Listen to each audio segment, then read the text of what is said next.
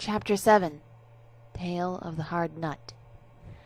Pirlipat's mother was the wife of the king and therefore the queen, and that made Pirlipat a princess from the moment she was born. The king was beside himself with joy at the sight of his beautiful little daughter. He moved and hollered and swirled around on one leg and cried out again and again, "Oh, joyous day! Have you ever seen anything more beautiful, my Pirlipat?" And the ministers, generals, and staff likewise spun on one leg and cried, "No, never!" Anyone who had seen the little princess could not deny that she was probably the most beautiful little girl in the whole world. Her face was like the finest lily white, and the rose-red silk ever woven. Her lively little eyes were like two sparkling azure stones, and her curly hair were like threads of pure gold. In addition, Princess Pirlipat came into the world with 2 rows of pearly white teeth, which she used for the very first time when she bit the finger of the Chancellor, who tried to get a better look at her face. The Chancellor cried out, "Oh, Jiminy!" or maybe, "Was that hurt?" Opinions to this day were divided on the matter, but Pirlipat had most certainly bitten the Chancellor's finger, and the delighted kingdom knew at once that their princess was a spirited and sharp, clever girl. All were cheerful and merry, all except the queen, who looked anxious and fearful for reasons no one knew. In addition to the 2 guards standing outside of the door of the princess's room, the queen had ordered that 6 female attendants sit closely around her cradle every night. What seemed completely mad and utterly incomprehensible to everyone, however, was that each attendant had to hold a tomcat on her lap and stroke him so that he never stopped purring.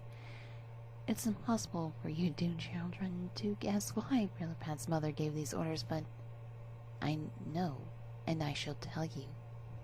It happened some time ago in the royal court that many splendid kings and excellent princes were gathered. It was a marvelous affair. There were jousts, comedies, and dancing. In order to show that he was not all lacking in gold or silver, the king took a sizable sum out of the royal treasury to do something really spectacular. Having heard from the head chef that the court astronomer had previously told him that now was the proper time for slaughtering the livestock, the king ordered the preparation of a lavish sausage feast. Then he threw himself into the carriage and invited all the kings and princes to have a spoonful of soup, so he could enjoy their surprise when they saw what he had really planned for them. Then he approached his queen and said very kindly, "You do know, sweetie, how I like sausages." The queen knew what he meant, that she, as she had done in times past, should take up the useful job of sausage-making.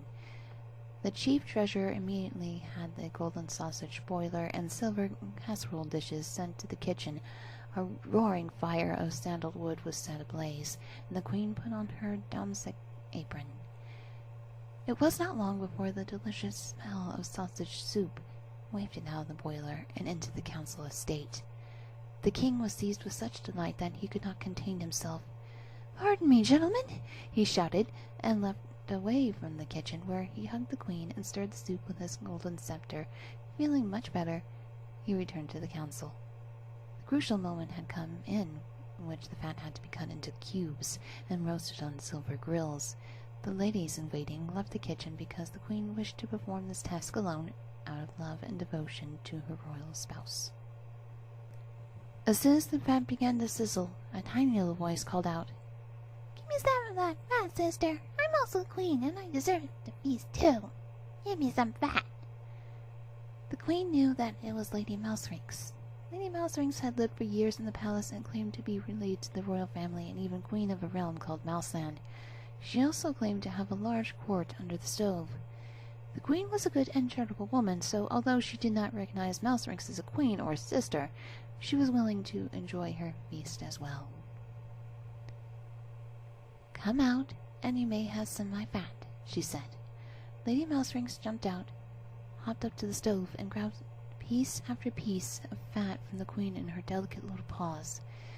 But then came her cousins, aunts, uncles, and her 7 sons, and the latter were such unruly brats that they ran all over the fat, and the terrified queen could do nothing to stop them. Fortunately, the head lady-in-waiting came in and chased away the unwanted guest before all the fat could be gobbled up. The court mathematician was called in, and he calculated how best to distribute what was left of the fat among the sausages. Trumpets and drums sounded. The kings and princes arrived, some on white horses, some in crystal coaches, and all in their best clothes.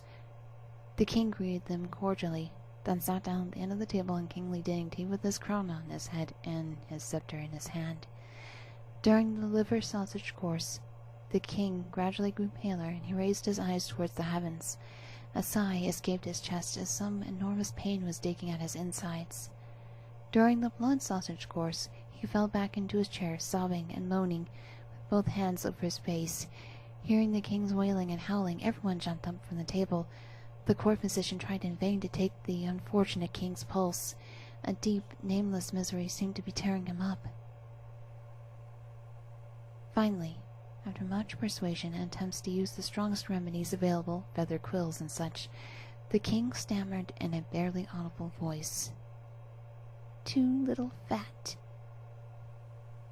The queen threw herself at his feet in despair and cried, "Oh, my poor unfortunate royal husband! Oh, what pain you had to endure! You see the guilty one here at your feet. Punish her hard.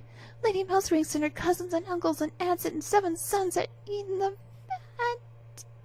With that, the queen fell back in a faint. The king jumped up and demanded, "Chief Lady-in-Waiting, how did this happen?" The chief lady-in-waiting told him all she knew, and the king decided to take revenge on the Lady Mouserings and her family. The Privy Council was summoned, and it was decided that the Lady Mouserings would stand trial, and all her property would be confiscated. But the king was worried that Lady Mouserings and her family would go on eating his fat in the meantime, so the task of solving the problem was given over to the clockmaker and wizard.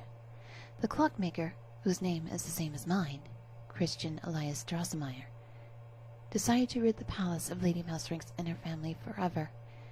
He created many small and very intricate little machines into which a piece of fat was placed and set near the home of Lady Mouserings. Lady Mouserings was too clever to fall for it herself, but despite her warnings, all of her cousins, aunts, uncles, and even her 7 sons went after the fat. Just as their greedy little paws reached for the fat, a grate slammed shut, trapping the lot of them. Then they were promptly taken to the kitchen and executed in disgrace.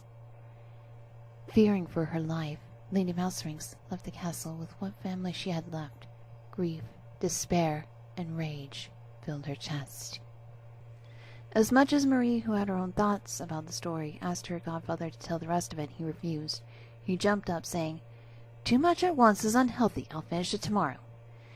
Just as the judge was about to leave through the door, Fritz asked, "But tell me, Godfather Drosselmeyer, is it really true you invented the mousetrap?" "How can you ask such a silly question?" their mother asked him. But the judge smiled strangely and said quietly to Fritz, "Am I not a clever enough clockmaker that I could invent a mousetrap?"